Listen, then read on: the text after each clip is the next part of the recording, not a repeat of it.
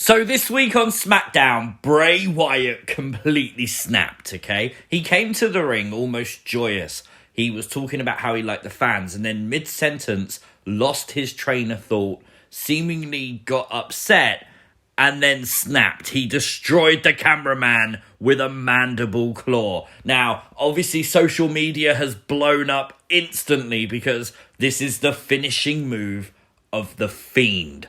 And of course, that was Bray Wyatt's demonic persona pre his WWE release. We haven't seen the Fiend played by Bray since his return, but could this be an indication that Bray is becoming the Fiend again? Now, do you know what?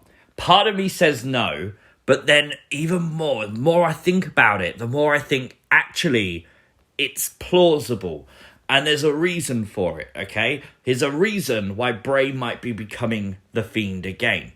The more that seems to happen with Alexa Bliss, the more the logos appear and she turns dark, she seems to remember, she seems to become Dark Alexa Bliss, the more Bray Wyatt acts fiendish. Note, over the past weeks, his hair hasn't been tied back, it's been brushed to one side, down like the Fiend would wear. This week, he hit the mandible claw, and all the while over on Raw, you're seeing the progress of Alexa Bliss seemingly going down that rabbit hole, becoming Dark Alexa Bliss more and more each week. But something no one's pointed out from last week's Raw with Alexa was the logo was behind her. She never saw it, yet she still snapped. Is that a sign that Dark Alexa Bliss is already in control and we just don't know it yet? We can't forget about the context of what Bray said tonight, though. He was denying ever being Uncle Howdy. He said he was wrong. He demanded an apology from LA Knight. But don't forget what Uncle Howdy has told us before. Bray Wyatt is lying. Is he lying about this? Well, this entire segment was Bray Wyatt vindicated ? And Bray demanded an apology from LA Knight, basically said, hey fans, you thought it was me too, right?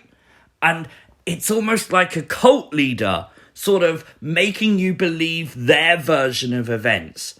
And I mean, it's pretty damn convincing. They were in the same place at the same time with no CGI this time. We've all heard the Uncle Howdy promos. It definitely sounds like Bray. Is that to swerve us? Potentially, of course. Could it be someone else? Of course. I'm still 50-50. I'm open to it being someone else, but I still think it is Bray Wyatt that is behind Uncle Howdy. But what if Bray is telling the truth? In a world where details matter, Uncle Howdy is a man in a mask and will potentially be revealed as someone else in the future. Bray was telling the truth. Does that also mean that the Firefly funhouse puppets that came to life at Extreme Rules are also people behind the mask and will be revealed in the future too? In a world where Bray's not lying and Howdy is not Bray, yes.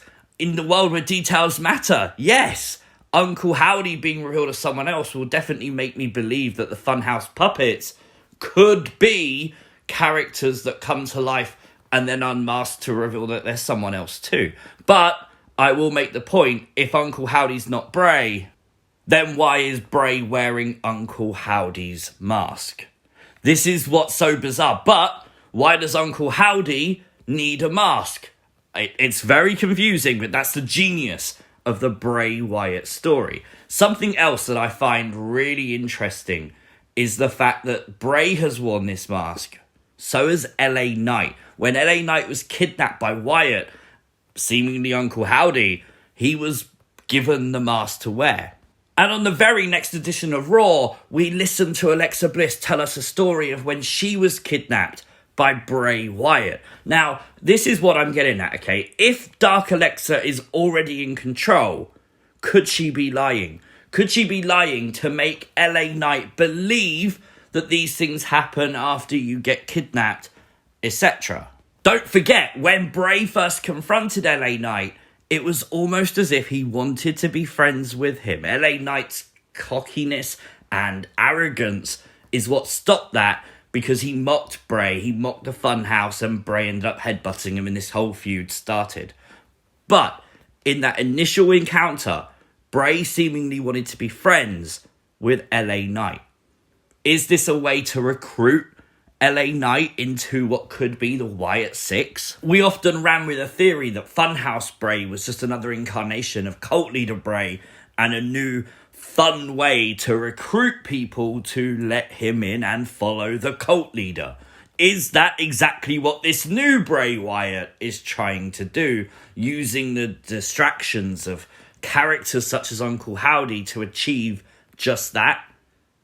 It's plausible. Just in case you missed it, the other day we uploaded this. WWE Kill White Rabbit. Don't worry, I've not ruined your Christmas. If you haven't seen it, go and check it out. It's a fun little video. White Rabbit survives. He's perfectly fine. He's going to be around for Christmas. I will make the point though, why would all distracted talking about the comings of each week with Bray, we're seemingly missing the obvious here. And that's the door. When Bray Wyatt makes his entrance all but 1 week, this door is on the stage and we don't know what it symbolizes yet. We don't know what's behind the door. Obviously, in reality, it's backstage, but in kayfabe, what is behind the door for the Bray Wyatt character? Where is he emerging from? And I think that's one thing we do have to pay attention to. And if you're sort of doing nothing this week, maybe check out some old Bray Wyatt promos. Hear anything about the door. We know Uncle Howdy has said before the door is closing. The door, I feel like, is something that's very important that we're overlooking. Maybe we need to try and work out what the door represents. But what do you think right now? What do you think? Does the Fiend return to WWE? Is this man able to eat his turkey on Christmas Day? Oh, the humanity. Let me know your thoughts in the comments section down below. Like the video, share the video, and if you are new to the channel, hit the subscribe button. I'll see you as always next time. Have a great Christmas. Peace!